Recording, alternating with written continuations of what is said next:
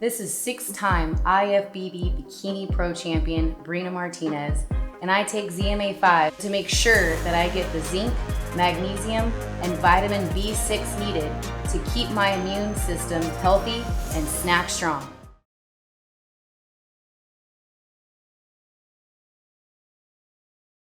Well, next week there's a fight coming up. Also, with potentially maybe an opponent for Teofimo in the future, Leo Santa Cruz and Tank Davis.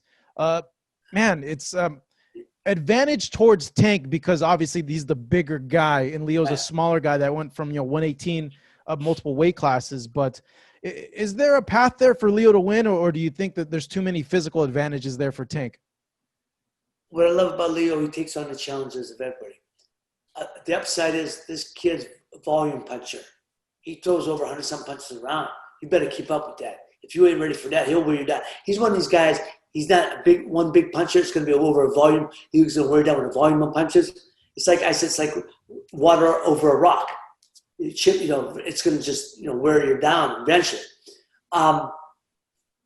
Tank's got that big punch. Tank's the bigger puncher. Leo better learn how to get out of the way for those punches. Pull back. Little subtle movements.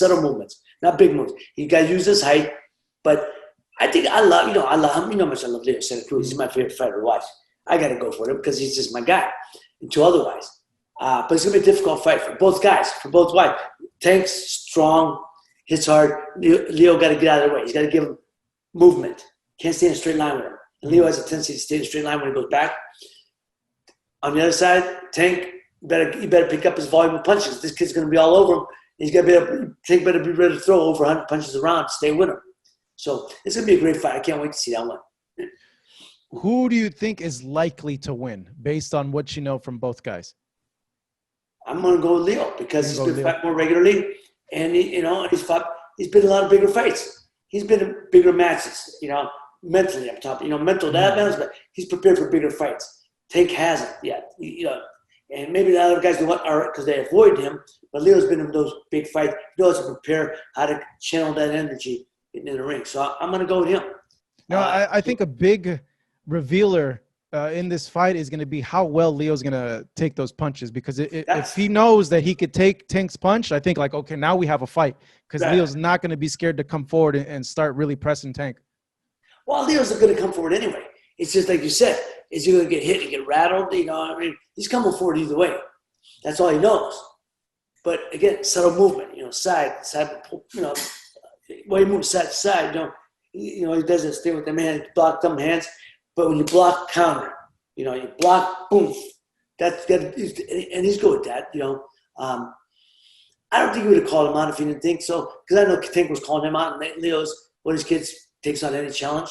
But I really don't think they would have went after taking it. They really felt confident they couldn't beat him. So that's the great thing I love about him. He's going to be coming to fight, and Tank Davis better be ready. Tank Davis, how many times has he fought over the last couple of years? Not very regularly. Not very. And I'm not saying Leo's been fighting. Leo used to fight at more of a rapid pace. Yeah. But he's had more fights. And I think that's why. I saw picking Leo just because he's my favorite fighter and because he's a volume puncher. Thank you so much for watching this video. And make sure to subscribe for more videos of your favorite fighters over here on Fight Up TV. And give us a follow online as well at Fight Up TV on Twitter and on Instagram. We appreciate it, guys.